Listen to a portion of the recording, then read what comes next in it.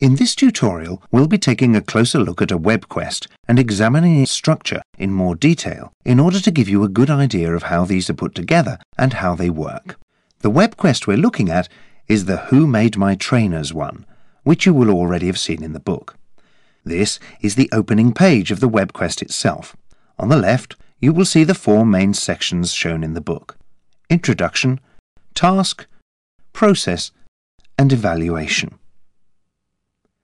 The Home button at the top takes us back to the home page of this site, where there are more web quests.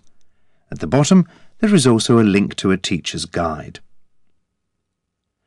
This page is the introduction page. As you can see, we have the title of the web quest and a graphic to start it off. If you scroll down, you'll see there are 3 scenarios presented for the learners to consider. The idea here is to give the learners an opportunity to get into the subject matter.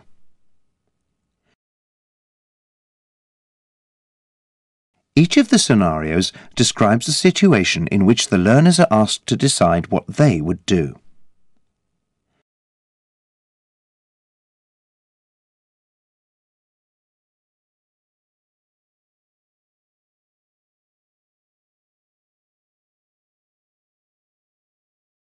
At the end of this section is a description of what the learners are going to do in the web quest itself. There is also some of the key vocabulary. This web quest is intended to be done in class with the teacher's help. Once the students are familiar with the key vocabulary, they can then go on to the next section, the task. In the task section, we describe exactly what the learners are going to be doing. In this case, they are a team of investigative reporters looking at unethical or exploitative practices in the production and marketing of high street brands. Their job is to produce a list of OK and not OK brand names, and a report to justify the list. Underneath, the learners are told the 4 pieces of work they will have to produce in order to complete the web quest: a survey, a list, a presentation to the class, and finally, the individual self-evaluation. Moving on from the task, we go into the main body of the web quest itself, the process section. This is divided up into 7 different sections. The idea is that the learners will work through it in a linear fashion. At the bottom of this page are the numbers which connect us to the different stages of the process section. Clicking on number 1 takes us to the survey.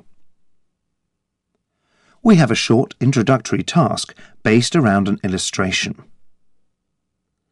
Then, learners prepare some questions in small groups in order to find out about the favourite brands of class members. Here, they're invited to prepare between 8 and 10 questions. They then go around asking their questions and answering the questions of other groups. When they've interviewed 5 to 10 classmates, they then return to their original group, get their results together, and then write a report individually. Notice how key language is fed in at this stage.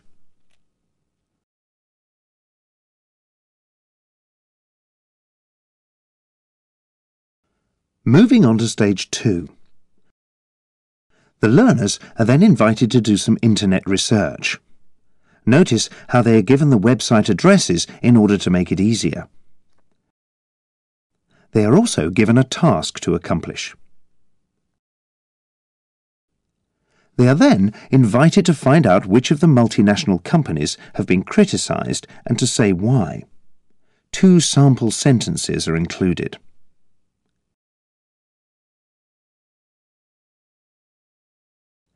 In stage 3, the research continues with a look at the Reebok, McDonald's and Coca-Cola sites. As a result of this research, they are then invited to modify some of the sentences that they produced in stage 2 of this process section. For example, X has been criticised for exploiting its workers, but they claim that they treat their workers well. They say, and so on. They then compare what they have written with the rest of the class. Stage 4 asks them to complete a table based on what they've learned from their research.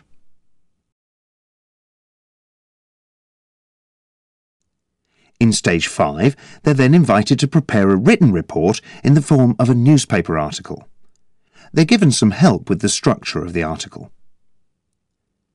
Notice again that more useful language is fed in at this stage. Stage 6. Time for the presentation. They are invited to give an illustrated oral presentation or poster presentation in 3 stages. The list of companies, reasons why these companies have been criticised, and the recommendations that they would make. Again, useful language is provided. They are also invited to listen to the other group's presentations and to consider these questions. Which one was the most carefully researched, the most interesting, the most unusual, the most radical? In Stage 7, they have optional follow-up tasks, writing a letter of protest and having a debate, and further instructions are included. They are then invited to continue on to the 4th section of the webquest itself, self-evaluation. Here, the learners are invited to consider how effective their contribution was to the group work, what they learned about the topic they researched, if their English improved and how, and what they learned about using the internet. Let's just go back to the introduction and have a look at the teacher's page. The teacher's page has notes on evaluation for the project itself, evaluating the 4 products: the survey, the report, the presentation, and the self-evaluation. It also gives a summary of what the students should have covered during the webquest itself.